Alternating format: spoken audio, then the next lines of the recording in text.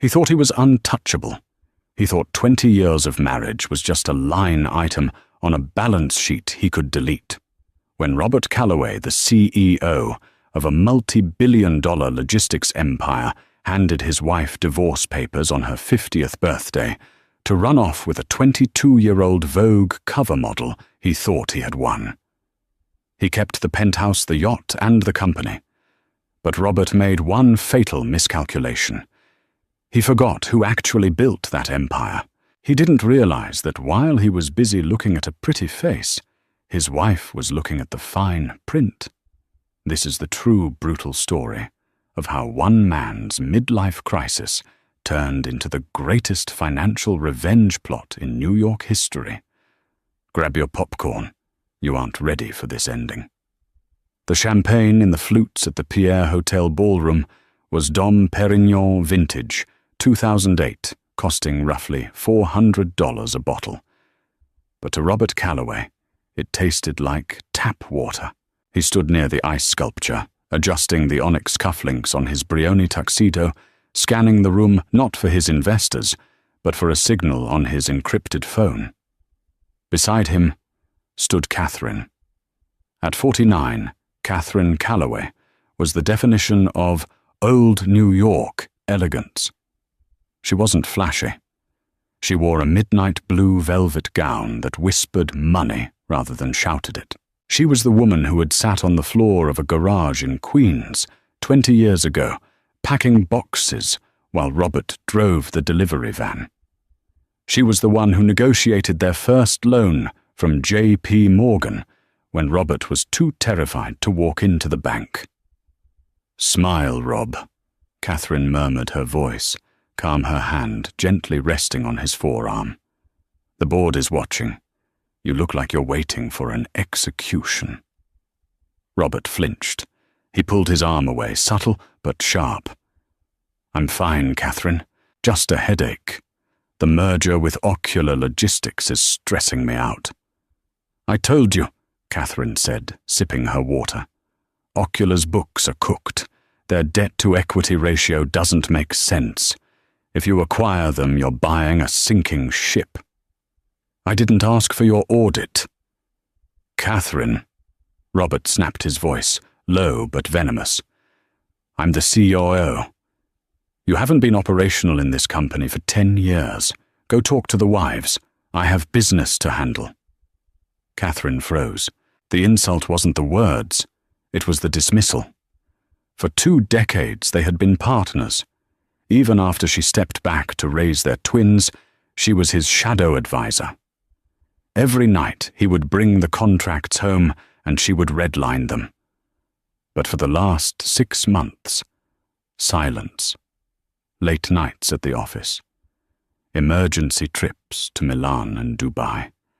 She watched him walk away, disappearing into the crowd. He didn't go to the board members. He went to the terrace. Catherine, driven by an instinct she had tried to ignore for months, followed him. She stayed in the shadows of the heavy velvet curtains near the balcony doors. Robert was on his phone. His voice was hushed, but the winter air carried it clearly. "I know, baby. I know. It's done tonight. Yes, I have the papers in the car. No, she has no idea. Listen, Natalia, the penthouse is yours. I'm kicking her out tomorrow morning. I love you too." Catherine felt the blood drain from her face. Natalia. The name had been floating around the tabloids for months. Natalia Voss, 22 years old. The face of the new Chanel campaign. A Russian-born sensation with legs for days and a reputation for dating men with net worths exceeding 9 figures. Catherine didn't cry. That was the thing about Catherine Calloway. She didn't get sad. She got efficient. She stepped back from the curtain, her heart hammering against her ribs like a trapped bird, but her face composed. She walked back into the ballroom, found the waiter, and took a glass of champagne. She downed it in one swallow. Then she walked out the front door, hailed a cab bypassing their chauffeur, and went home to their triplex on 5th Avenue. She didn't pack her bags. She went straight to Robert's home office. Robert was arrogant, but he was also sloppy. He assumed Catherine was tech illiterate because she preferred handwritten notes. He didn't know she had a degree in forensic accounting from Wharton, a degree she had put on the shelf to help him build his dream. She sat at his computer. He hadn't changed his password. Natalia 123. "You idiot," she whispered. She began to dig. She didn't look for love letters. She looked for assets. She opened the folder marked Project Alpha. What she found made her stomach turn. It wasn't just an affair. It was a liquidation. Robert had been quietly moving funds for 6 months. He was setting up offshore accounts in the Cook Islands under a shell company called Voss Holdings. He was draining their joint liquidity. He was planning to leave her with the houses which were heavily mortgaged, she realized with a shock, and take the cash. He wasn't just leaving her. He was bankrupting her. He was going to serve her divorce papers tomorrow, likely claiming the business was failing to lower her settlement while hiding the real cash overseas. Catherine heard the front door elevator ding. He was home. She closed the laptop, wiped the fingerprints, and went to the master bedroom. She changed into her silk pajamas and got into bed, turning off the lamp. When Robert crept in, an hour later, smelling of expensive cigars and another woman's perfume, Catherine lay perfectly still in the dark. She breathed rhythmically, pretending to be asleep, but her eyes were wide open. "You want a war, Robert?" she thought. "I won't just divorce you. I will delete you." The next morning, the sun hit the marble floors of the penthouse kitchen, illuminating the perfect life that was about to shatter. Robert walked in wearing his power suit, a charcoal Tom Ford. He didn't pour coffee. He placed a thick manila envelope on the granite island. Catherine was already there drinking tea. She looked fresh, rested. It unnerved him. "We need to talk," Robert said. He didn't sit down. "Okay," Catherine said, turning a page of the Wall Street Journal. "Is it about the ocular merger? Because I really think I want a divorce." He said it like he was ordering lunch. Catherine slowly lowered the paper. She forced a look of shock onto her face. "Rob, what?" "I'm unhappy, Catherine. I have been for years. We've grown apart. You've become boring. You're obsessed with the kids, with charity. I need vitality. I need life." "Vitality," she repeated. "Does vitality have a name?" Robert sighed, running a hand through his hair. "Her name is Natalia. And before you scream, yes, we are in love. And yes, she is moving in." "Moving in?" Catherine stood up. "Robert, this is my house. Our children grew up here." "Actually," Robert smirked, a cold, cruel expression she had never seen before, "it's the company's house.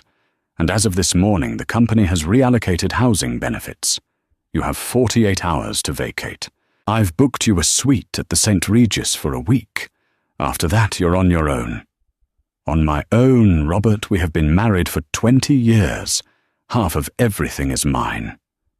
Robert laughed. It was a dry, barking sound. "Talk to my lawyer's cat.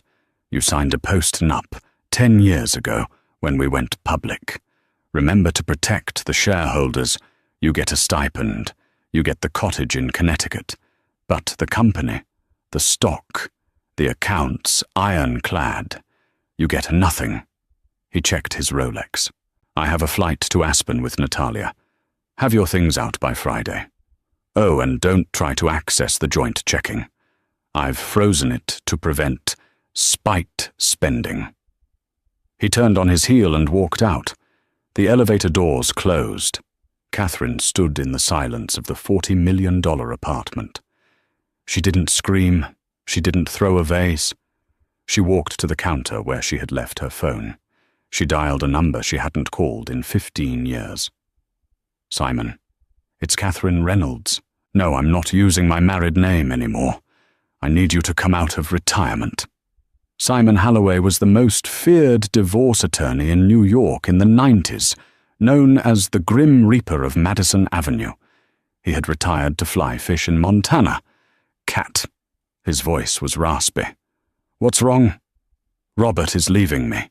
He's hiding assets in the Cook Islands. He thinks the 2014 post-nup is valid.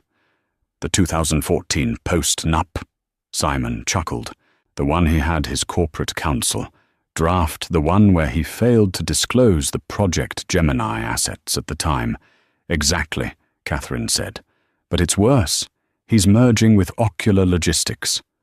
There was a pause on the line. Ocular. That's a Ponzi scheme wrapped in a tech company. If he merges, he exposes the entire Callaway portfolio to federal scrutiny. I know, Catherine said, her eyes cold. I tried to warn him, but he wouldn't listen. Now I'm going to let him do it. Catherine, Simon warned, if he merges the stock tanks, you'll lose your settlement value. I don't want the money, Simon, Catherine whispered. I want his reputation. I want him to stand in front of the world and admit he's a fraud. I want to buy the pieces of my company back for pennies on the dollar. That's dangerous. He gave my home to a 22-year-old Instagram model, Simon. Dangerous is all I have left. The tabloid storm hit 3 days later. Robert didn't just leave quietly, he made it a spectacle. The New York Post ran the headline, Callaway trades in for a new model. There were photos of Robert and Natalia on a yacht in St. Bart's. Natalia in a micro bikini, Robert looking tan and fit, holding a glass of champagne. The caption read, Tech King finds love with the hottest face in fashion. But the articles about Catherine were vicious. Robert's PR team had been working overtime. They painted Catherine as a depressed, recluse housewife who had let herself go and refused to support her husband's vision. They released photos of her looking tired without makeup walking the dog. The contrast with the airbrushed photos of Natalia was brutal. Catherine moved into a small 2-bedroom apartment in the West Village. It was a far cry from the penthouse. She had no staff, no driver.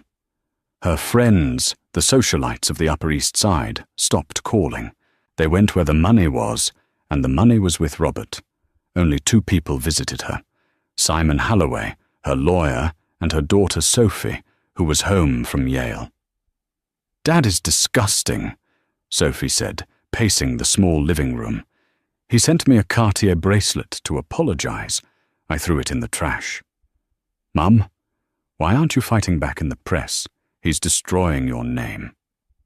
Catherine sat at her small dining table, surrounded by stacks of financial documents.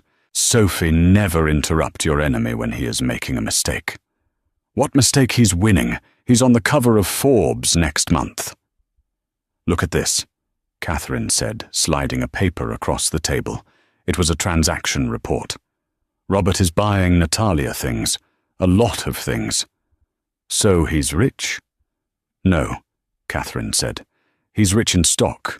He's not rich in cash. To buy Natalia the penthouse, the Ferrari, and the engagement ring. Yes, they are secretly engaged. He had to take out a margin loan against his shares in Callaway Systems. Sophie looked confused. What does that mean? It means, Catherine said, a small, dangerous smile touching her lips, that he borrowed money, using his company ownership as collateral. If the stock price of Callaway Systems drops below $120 a share, the bank will issue a margin call. They will force him to sell his stock to pay back the loan. He will lose control of the company. But the stock is at $180, Sophie said. It's stable. It is, Catherine nodded. Until the Ocular Logistics merger goes through next week. You think the merger will fail? I know it will fail, Catherine said, because I'm the one who tipped off the SEC. Sophie's eyes went wide. Mom, you didn't. I sent an anonymous tip to the Securities and Exchange Commission regarding irregularities in Ocular's accounting. They are launching an investigation on Monday morning. The same morning, Robert is scheduled to ring the bell at the New York Stock Exchange to celebrate the merger. Catherine stood up and walked to the window, looking out at the city that had cast her aside. "He wanted vitality," she whispered. "He's about to get a heart attack." Monday morning arrived with the kind of crisp blue sky optimism that usually signals a disaster in the financial world. Robert stood on the balcony of the New York Stock Exchange.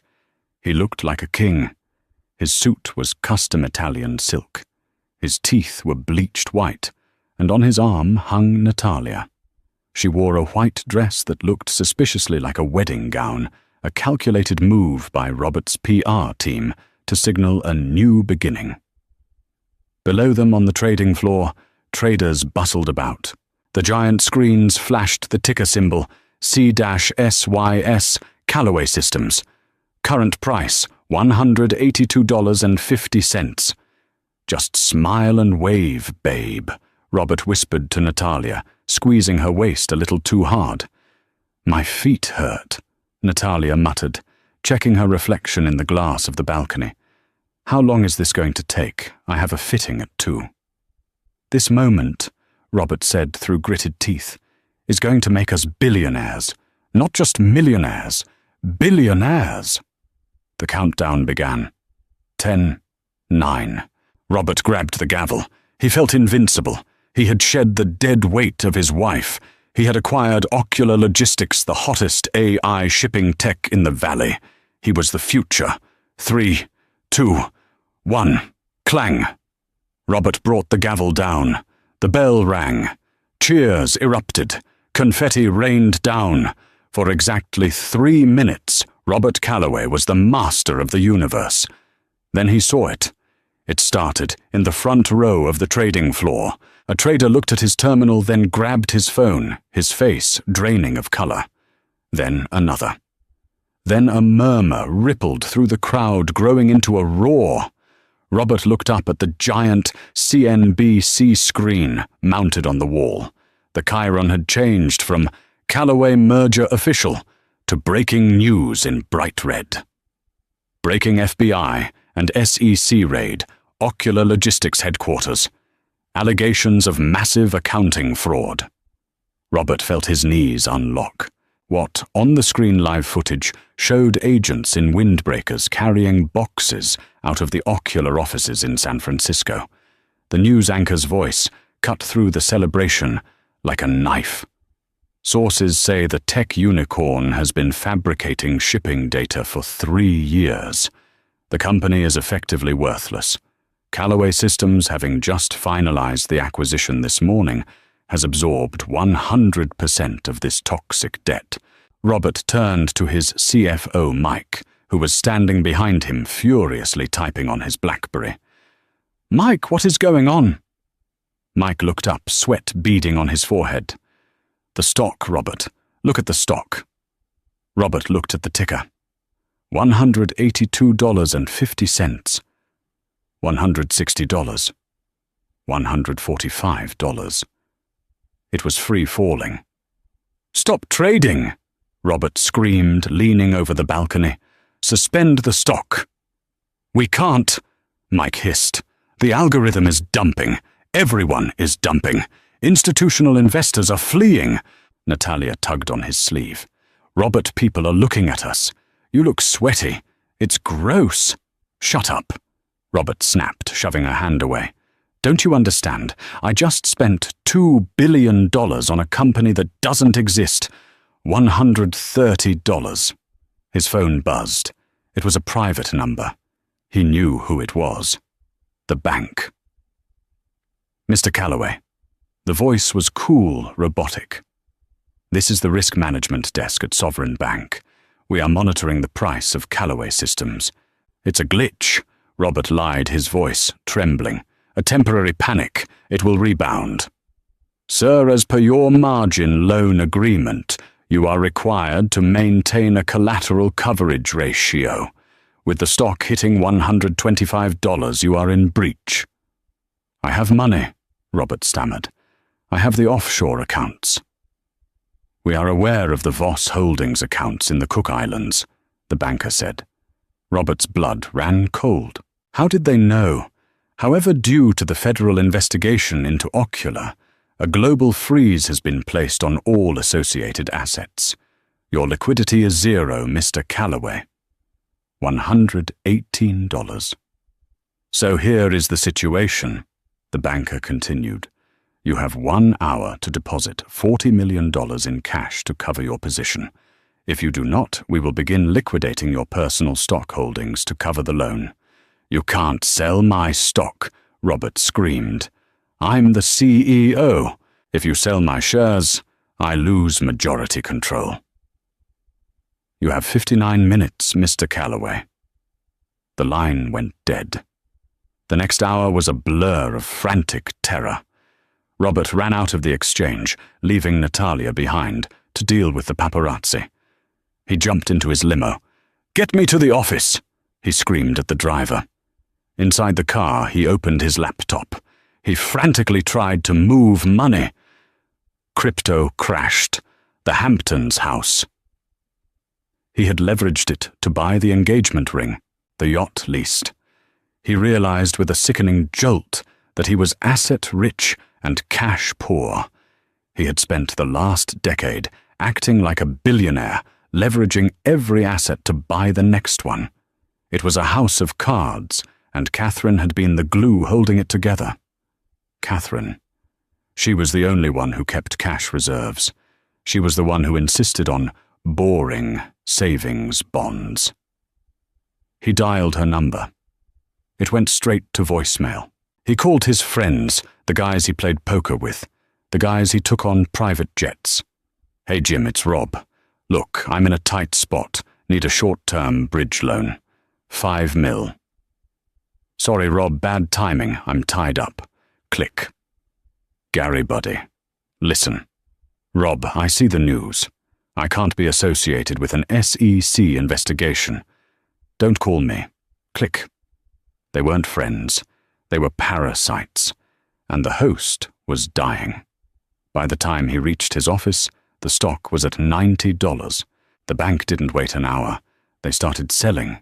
Because Robert's stock was the collateral, the more the price dropped, the more stock they had to sell to cover the loan.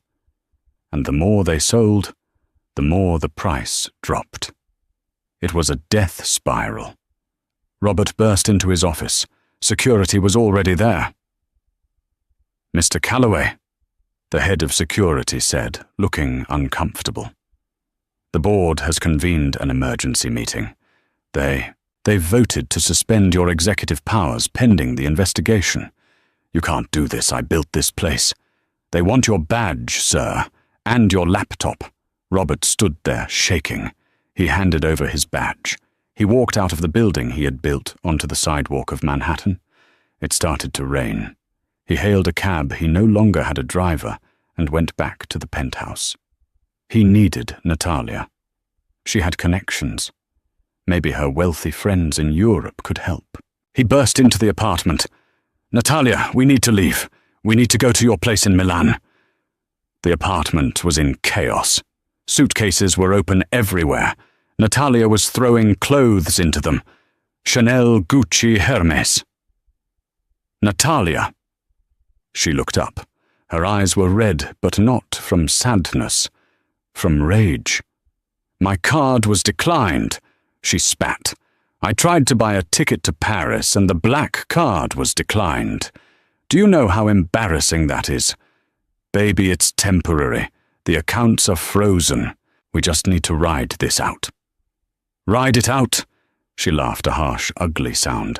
"Robert, I checked Twitter. You're broke. You're worse than broke. You're in debt."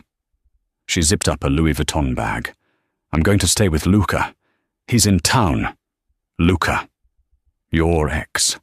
The DJ?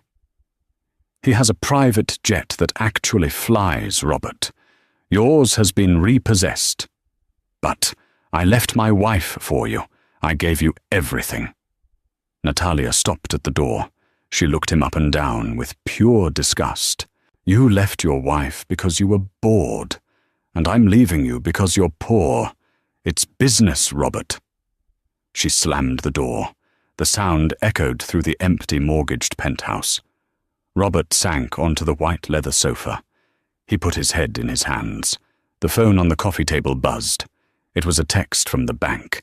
Notice of foreclosure, 432 Park Avenue penthouse. You have 30 days to vacate. He had lost the company. He had lost the girl. He had lost the house. And then he remembered the one thing he might still have. The cottage in Connecticut. The one property that was in Catherine's name. But maybe she would have mercy. It was raining harder when Robert arrived at the small West Village apartment building where Catherine was living. He was soaked. He had walked 40 blocks because his credit cards didn't work in the taxi. He buzzed the intercom. "Catherine, it's me. Please." There was a long silence. Then the buzzer buzzed. He walked up the 3 flights of stairs. Catherine was standing in the doorway. She wasn't wearing a gown or pajamas. She was wearing a sharp, tailored business suit. She looked powerful. "You look terrible, Robert," she said, stepping aside to let him in. The apartment was small but cozy. It smelled of jasmine tea. It smelled like safety. Robert collapsed onto a chair. "It's gone, Kat. Everything. The company, the accounts. Natalia left me." Catherine sat opposite him, her hands folded on her lap. Her face was unreadable. "I know, Robert. I've been watching the news." "I need help," Robert pleaded. "I have legal fees. The SEC is going to indict me. I need to sell the Connecticut cottage. I know it's in your name, but if we sell it, we can split the money." "No," Catherine said. "What, Catherine, be reasonable. I'm going to prison if I don't get a lawyer." "I am being reasonable," Catherine said. She reached for a folder on the table and opened it. "You see, Robert, you can't sell the cottage, because I've already leveraged it." "You? What?" "I took a loan out against the cottage 3 weeks ago," Catherine said calmly. "And I used my settlement stipend, and I liquidated my 401k. Why to buy shoes?" Robert sneered, his old arrogance flickering for a second. "No." Catherine smiled. It was a terrifying smile. "To buy stock." Robert stopped breathing. "When your stock crashed this morning," Catherine explained, "it hit a low of $12 a share. Panic selling. Everyone wanted out. But someone had to be buying, right? I bought Robert. I bought thousands of shares every time it dipped. And then I made a call to an old friend.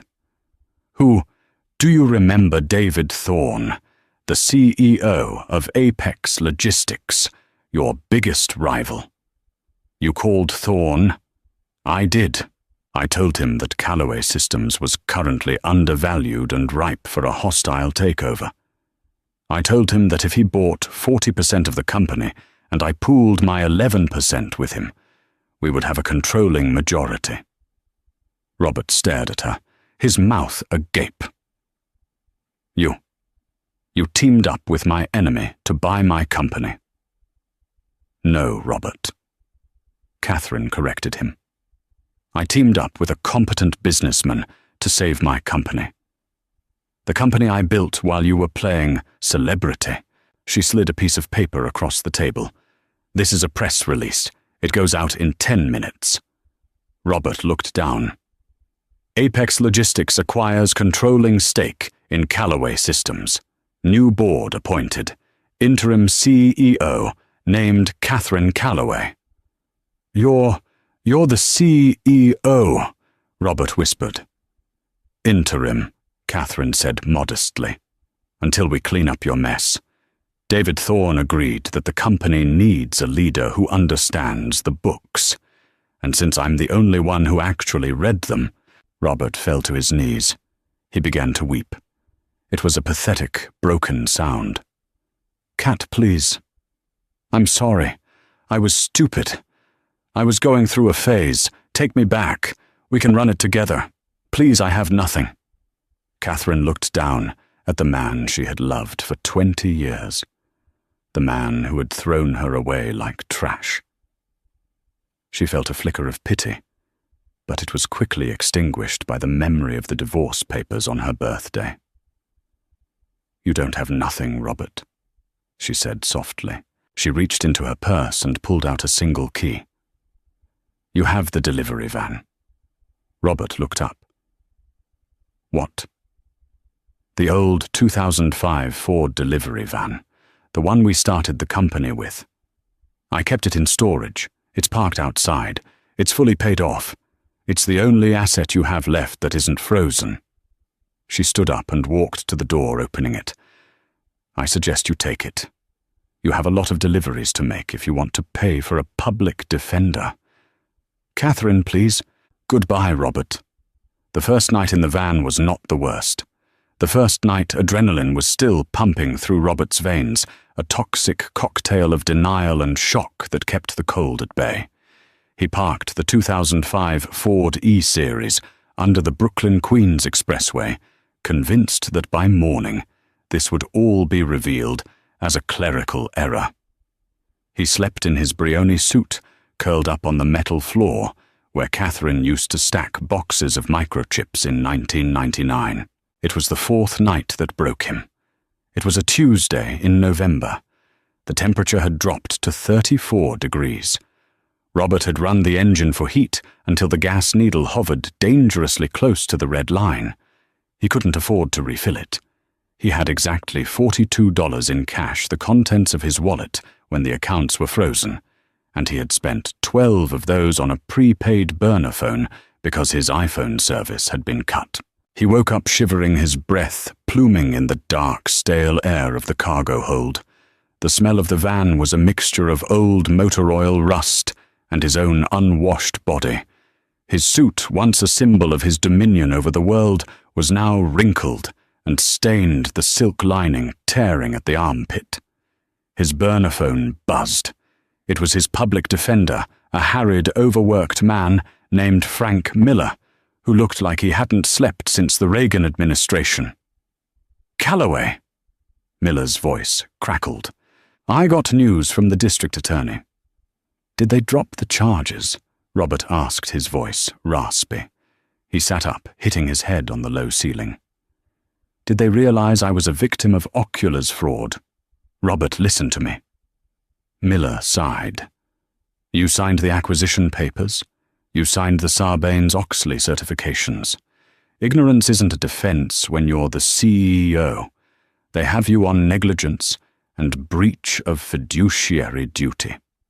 But they aren't going for prison time." Robert let out a breath he didn't know he was holding. "Thank God. Okay, so I can rebuild." "Hold on. They aren't going for prison because the SEC wants to make an example of you financially. They are offering a plea. You surrender your CPA license. You are barred from serving as an officer or director of a public company for life, and you agree to a total asset forfeiture to pay back the creditors." "I don't have any assets left," Robert screamed, the sound echoing in the hollow metal tin can. "They took the penthouse. They took the cars. They want the residuals, Robert. The pension, the future royalties, everything. You walk away with zero debt, but $0. You start from scratch, or you go to trial, lose, and do 5 to 10 years in federal prison." Robert looked at his hands. They were shaking. He was 52 years old. "I take the deal," he whispered. "Okay. Hearing is tomorrow at 9 a.m. Don't be late. And Robert, try to clean up. You look like a vagrant." Robert hung up. He looked at his reflection in the rearview mirror. The man looking back wasn't the titan of logistics. He was a grey-faced, hollow-eyed ghost. He needed a shower. He drove to a truck stop in New Jersey, used $3 to buy a shower token, and stood under the scalding water for 20 minutes, scrubbing his skin until it was raw, trying to wash away the scent of failure, When he walked out, he saw a "Help Wanted" sign taped to the glass of the truck stop diner. Dishwasher needed. Night shift. Cash pay. Robert Calloway, who had tipped waiters more than this job paid in a month, walked inside. He didn't have a resume. He didn't have references. He just had hunger.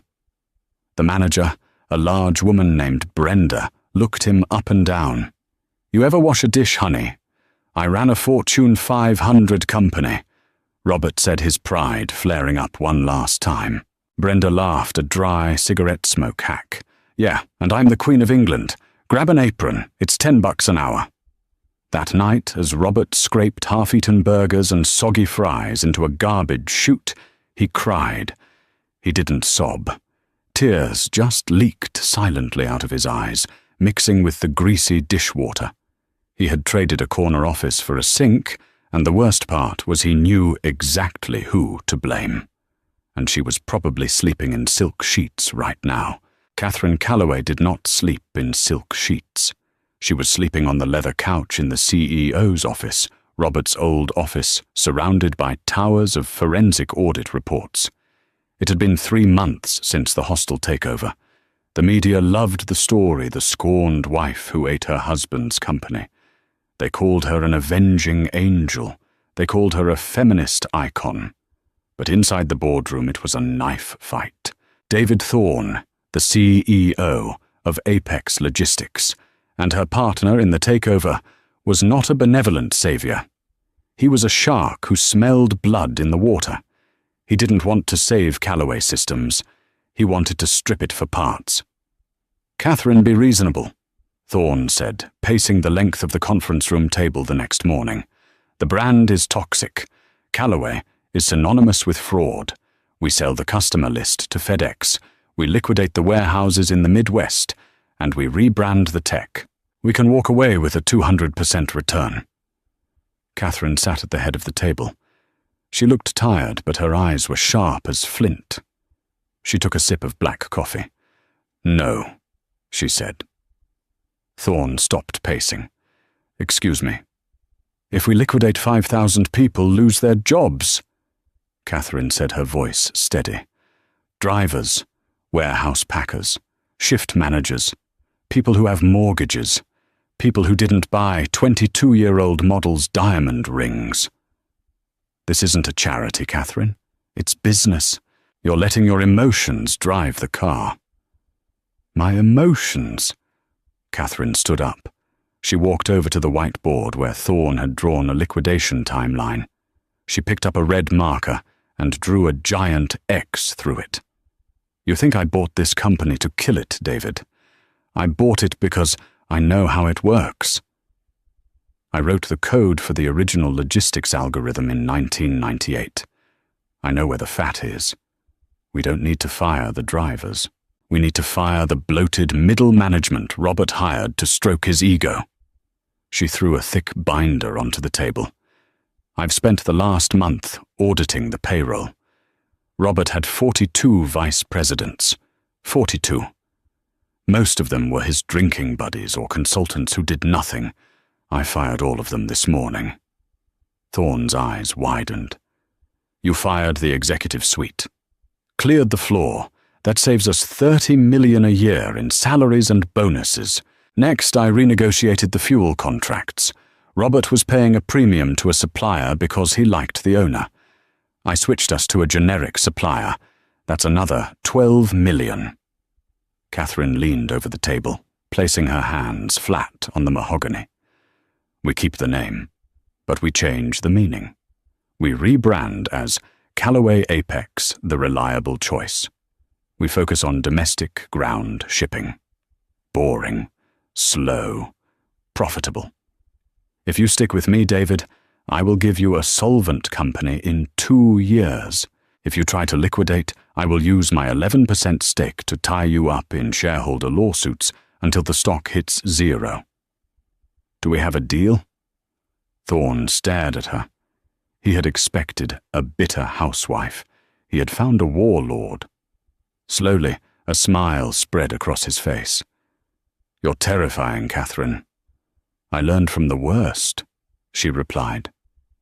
Later that evening, Catherine finally left the office. Her driver, a quiet man named Samuel, held the door open for her. "Home, Miss Calloway." "Not yet, Samuel. Take me to New Haven." "Connecticut, Ma'am, it's late." "I know. I need to see my daughter." Sophie was in her dorm room at Yale when Catherine knocked. When she opened the door, she looked shocked. Catherine had missed Thanksgiving.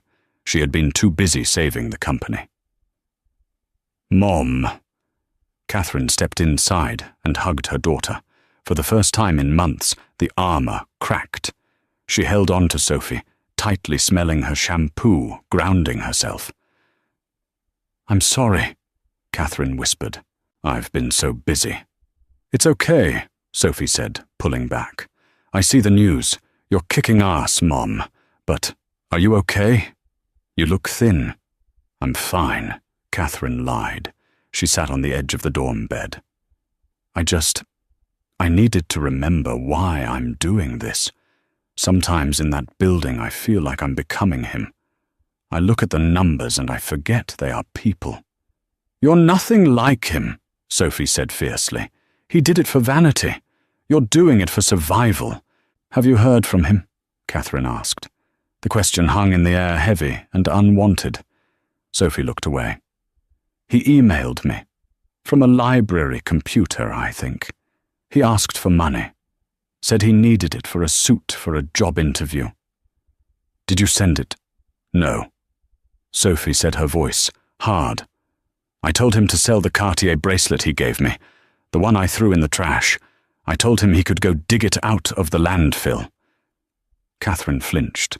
She had raised Sophie to be strong, but seeing that hardness directed at her own father, even a father like Robert, was painful. "He's suffering, Sophie." "Good," Sophie said. "Let him suffer."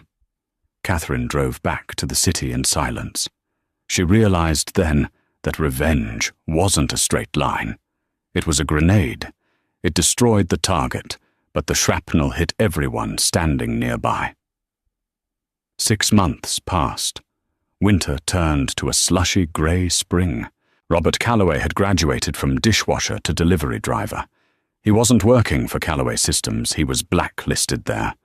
He was working for a gig economy app called Zippy, delivering food on a bicycle because the van had finally died. The transmission blew out on the Long Island Expressway, and he had abandoned it on the shoulder, walking away from the last remnant of his past life. He rented a room in a basement in Astoria, Queens. It was the size of a closet with a mattress on the floor and a shared bathroom that had black mold on the ceiling. He paid for it by delivering pad thai and burgers to the wealthy residents of Manhattan. The irony was a physical weight he carried every day. He would cycle down Fifth Avenue passing the building where he used to live. He would look up at the penthouse windows, wondering who lived there now. One rainy Tuesday, his app pinged. "Pick up Le Bernardin. Drop off 15 Central Park West. Office 402. Customer C. Reynolds." Robert froze. He stared at the screen, raindrops blurring the text. C. Reynolds. Catherine's maiden name. She was using her maiden name. His heart hammered against his ribs. He should cancel the order. He should throw the phone in the gutter. He couldn't let her see him like this, soaking wet, wearing a neon yellow vest, 20 pounds lighter, and aged 10 years. But he looked at his earnings for the day, $34. Rent was due tomorrow. If he didn't pay, he was on the street. He accepted the order. He picked up the food, an expensive seafood lunch from the service entrance of the restaurant, where he used to be a VIP. The maitre d' didn't recognize him. Robert kept his head down, his helmet on. He cycled to the office building. It wasn't the Calloway Tower. It was a sleek boutique office block overlooking the park. He rode the service elevator up, the smell of wet wool and expensive food filling the small space. He reached Suite 402. The glass door read, Reynolds Foundation. She had started a non-profit. Robert stood there, his hand trembling as he reached for the intercom. Just leave it at the desk, he told himself. Drop and run. He buzzed. Delivery for Reynolds, he mumbled into the speaker. Come in, a voice said. It wasn't Catherine, it was a receptionist. Robert walked in. The office was bright, filled with modern art and fresh flowers. It smelled of success. The receptionist, a young man, pointed to a table. Just set it there. She's in a meeting. Robert placed the bag on the table. He turned to leave. Wait! A voice cut through the air. Robert stopped. He knew that voice. It was the voice that had whispered to him in bed for 20 years. The voice that had warned him about Ocular. The door to the inner office opened. Catherine stood there. She looked magnificent. She was wearing a cream-colored cashmere sweater and tailored trousers. She looked softer than she had in the boardroom, but powerful in a different way. She stared at the delivery man in the neon vest, at the dripping water pooling on her hardwood floor. Robert kept his helmet on the visor down. He prayed she wouldn't see him. You forgot to confirm the delivery on the app, Catherine said, walking closer. Sorry. Robert grunted, fumbling with his phone. Catherine stopped 3 feet away from him. She tilted her head. She looked at his hands, the hands she had held during the birth of their twins. They were chapped red and scarred. She looked at the shoes, cheap, worn-out sneakers. Robert, she whispered. Robert closed his eyes behind the visor. The jig was up. Slowly he reached up and unclipped the helmet. He pulled it off. His hair was grey and thinning. His face was gaunt, lined with exhaustion. He hadn't shaved in 3 days. Hello, Catherine, he said. His voice was cracked. The silence in the room was deafening. The receptionist looked between them, sensing the tension, and quietly slipped out of the room. You're delivering lunch, Catherine said. It wasn't a question. It was a statement of disbelief. It pays the rent, Robert said, trying to summon a shred of dignity. Honest work. I heard about the van, Catherine said. Sophie told me. Yeah. Transmission. Robert shifted his weight. Look, here's your food. Enjoy the lobster. He turned to the door. Wait. Catherine walked around the desk. Sit down, Robert. I can't. I'm on the clock. If I'm late for the next pickup, I get penalized. I'll buy your time, Catherine said. How much do you make in an hour? $20 here. She opened her purse and pulled out a $100 bill. She placed it on the desk. Sit down. Robert looked at the money. It was more than he had made in 2 days. He hated himself for it, but he walked over, took the bill and shoved it in his pocket. He sat on the edge of a pristine white chair, careful not to get it wet. What do you want Catherine to gloat, to take a picture, and send it to the post? I don't need to gloat, Catherine said quietly. She sat opposite him. I won, Robert. I have the company. I have the reputation. I have the life. There is no joy in seeing you like this. Then why did you call me back? Curiosity, she admitted. I wanted to know. Was she worth it? Robert laughed. It was a dry, bitter bark. Natalia. She left me 4 hours after the crash. She's dating a soccer player in Madrid now. I didn't mean Natalia, Catherine said. I meant the feeling, the vitality you said you needed, the thrill of blowing up your life. Was the feeling worth the price? Robert looked around the office. He looked at the view of Central Park, the view he used to take for granted. He thought about the cold basement in Astoria. He thought about the shame of walking into a room and being invisible. No, Robert said softly. Tears welled in his eyes again. It wasn't. I had everything, Kat. I had you. I had the kids. I had respect. And I threw it away because I wanted to feel younger.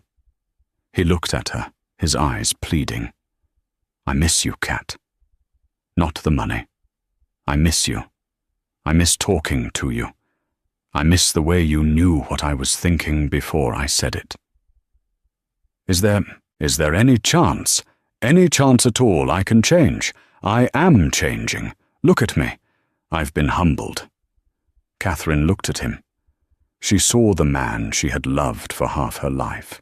She saw the father of her children. A part of her heart ache, the part that remembered the early days in the garage in Queens.